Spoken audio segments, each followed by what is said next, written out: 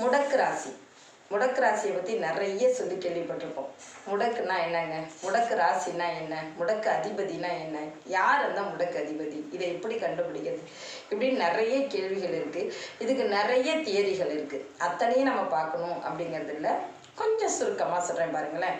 நம்ம ஜனன ஜாதகத்தில் சூரியன் எந்த இடத்துல இருக்காரோ அந்த இடத்திலிருந்து மூல நட்சத்திரம் வரைக்கும் எண்ணி வரும் அந்த எண்ணிக்கையில் உள்ளதை புராண நட்சத்திரத்திலேருந்து நம்ம மறுபடியும் எண்ணி வந்தோம்னா எந்த நட்சத்திரம் வருதோ அதுதான் நம்மளோட முடக்கு நட்சத்திரம்.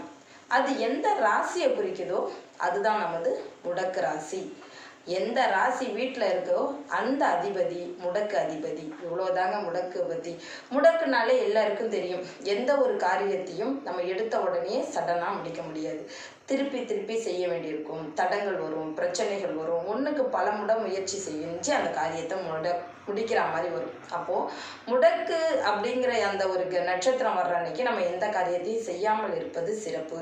ஒரு நல்ல விஷயங்களை, ஒரு வீடு பார்க்க போகிறோம், இல்லை ஒரு ரியல் எஸ்டேட் போய் நம்ம பண்ணுறோம், அந்த இடத்துல ஏதோ ஒரு பெரிய அமௌண்ட் போடுறோம். அப்போ அதுலேருந்தெல்லாம் நம்ம தள்ளி நிற்கிறது, இல்லை அன்னைக்கு விட்டுட்டு மறுநாள் போய் செய்கிறது. இதெல்லாம் முடக்கு ராசிக்கு. முடக்கு வர்ற நேரங்களை நம்ம தவிர்ப்பதுங்கிறது நம்ம வாழ்க்கையில் சுபிட்சத்தை கொடுக்கும். ரொம்ப எஃபர்ட் போட தேவையில்லை. ஏன்னா சொல்லுவாங்க இல்லைங்களா, நாளும் கிழமையும் நல்லோர்க்கு இல்லை அப்படின்னு சொல்லுவாங்க. அது மாதிரி வேற யாரும் நமக்கு உதவ மாட்டாங்கன்னு சொல்லுவாங்க. அதை போல் முடக்கு ராசி இல்லாத டயத்தில் நம்ம ஒரு விஷயம் செய்யும்போது அதற்கு நமக்கு அது ரொம்ப ஈஸியாக நமக்கு கைகூடி வந்துடும். அதனால தான் இந்த முடக்கு பார்க்குறது. இது அவ்வளோ ஒரு பெரிய விஷயமா பார்த்து நம்ம இதை தவிர்க்கணும்னு இல்லை. ஆனால் நல்ல விஷயங்களை புதிதாக ஒரு ஆரம்பிக்கிறப்ப இந்த முடக்கு நட்சத்திரத்திலிருந்தும் முடக்கு ராசியிலிருந்தும் நம்ம தள்ளி வைக்கிறதுங்கிறது ஒரு மிக சிறப்பான பலன்களை கொடுக்கும்.